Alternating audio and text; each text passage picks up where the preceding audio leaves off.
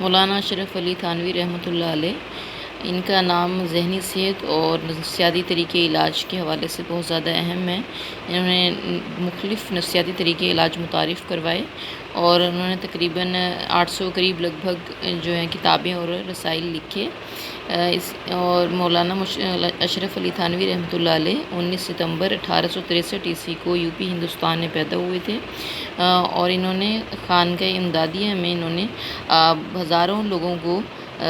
دین کی تبلیغ فرمائی، اور ان کا جو کانسیپٹ تھا مینٹل ہیلتھ کے حوالے سے، تو اکارڈنگ ٹو مسلم تھنکرز، نفسیات میں مینٹل کانسیپٹ کے 4 کانسیپٹس ہیں، 4 اسٹینڈرڈز ہیں۔ نمبر 1 جو ہے وہ اسٹیٹیکل کانسیپٹ ہے، نمبر 2 جو ہے وہ سوشل ہے، number 3 psychological, and 4th and last moral concept. تو جو مورل کانسیپٹ ہے وہ اس بات پہ فوکس کرتا ہے کہ ایک فرد اپنے آئیڈیل کے کتنا زیادہ نزدیک ہے، اور اخلاقی معیار کے مطابق آئیڈیل سے اگر دوری ہوگی، انحراف ہوگا، تو وہ ذہنی بیماری کہلاتی ہے۔ اور مولانا اشرف علی تھانوی رحمۃ اللہ علیہ نے جو ذہنی صحت کا اخلاقی یعنی کہ معیاری جو تصور پیش کیا ہے، ان کے نزدیک یہ ہے کہ مسلمان مفکرین بھی بلکہ یہ کہتے ہیں کہ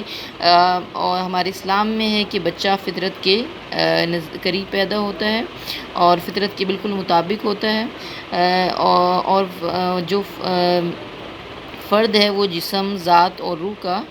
مجموعہ کہلاتا ہے۔ فرد میں مختلف قسم کی جو جسمانی اور روحانی تبدیلیاں ہیں وہ عمر بھر رونما ہوتی رہتی ہیں۔ انسان کا جو مقصد حیات ہے وہ اپنی فطرت سے اور رب کے ساتھ ہم آہنگی اور قریبی ہے، اور جتنا زیادہ جو ہے وہ اپنی ذات اور فطرت سے قریب ہوگا، اتنا زیادہ اس کی جو ذہنی صحت ہے وہ بہتر ہوگی، اور ذات اور فطرت سے دوری جو ہے وہ ذہنی امراض کو جنم دیتی ہے۔ اور ذات کی جو ہیں وہ 3 مدارج ہیں۔ نمبر 1 جو ہے وہ نفس امارہ ہے، 2 نفس لوامہ، اور 3 نفس مطمئنہ ہے۔ جو نفس امارہ ہے وہ حیوانی اور منفی قوتوں کو پیش کرتا ہے، جبکہ نفس لوامہ جو ہے وہ فرد کو اچھائی اور برائی کے نزدیک کے درمیان جو ہے وہ تمیز سکھاتا ہے۔ جو تیسرا ہے نفس مطمئنہ، یہ مکمل پرسکون اور اطمینان کی حالت میں پیدا ہوتا ہے، اور فرد کی جو ذات ہے وہ اس وقت مطمئن ہوتی ہے جب وہ خدا سے نزدیک ہوتا ہے اور خدا سے اس سے محبت ہوتی ہے، تو اس طرح اس کا رجحان جو ہے وہ خدا کی طرف ہوتا ہے، اس کے احکامات کی طرف ہوتا ہے، اور اتنا ہی اس کی ذہنی بیماریوں کی جو کیپیبلٹی ہے، جو کیپیسٹی ہے وہ ختم ہو جاتی ہے، دور ہوتی جاتی ہے، جو اس کی اضطرابی کیفیت ہے وہ ختم ہو جاتی ہے۔ اسی لیے خدا کے احکامات سے جو لوگ روح گردانی کرتے ہیں، ان میں بے چینی، خوف اور تنہائی کے جو سمٹمز ہیں وہ زیادہ پائے جاتے ہیں۔ نفسیاتی امراض ذات، فطرت اور خدا سے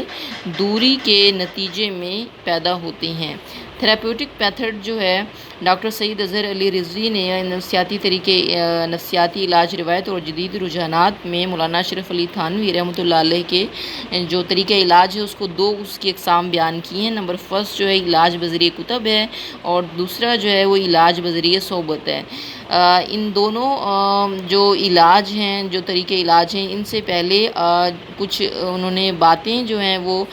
بتائی ہیں کہ یہ طریقے علاج کے حوالے سے، تاکہ کسی بھی قسم کی جو ہے وہ غلط فہمی نہ رہے لوگوں میں۔ سب سے پہلے جو انہوں نے بات کی ہے وہ کہ یہ علاج جو ہے وہ کشف و کرامات یا معجزات پر نہیں ہوتا، اور دوسری انہوں نے جو بات ہے وہ یہ ہے کہ اس علاج سے آپ کی گناہوں سے جو ہے وہ نجات نہیں ہو جائے گی، بلکہ قیامت کے دن گناہوں سے نجات جو ہے وہ نیک جو اعمال ہیں ان کی وجہ سے ہوگی۔ اور تیسری بات یہ ہے کہ اس طریقے علاج میں کوئی جادو ٹونا یا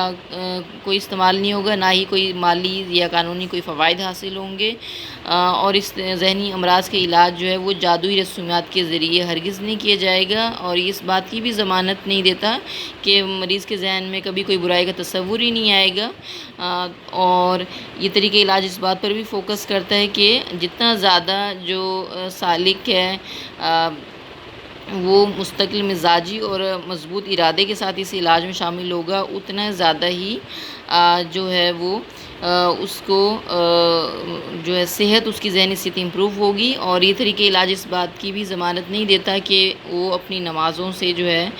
فرد اپنی جسم کی کیفیت میں چلے جائیں یا ہمیشہ کیف و مستی کی حالت میں رہیں، تو ایسا بالکل بھی نہیں ہے۔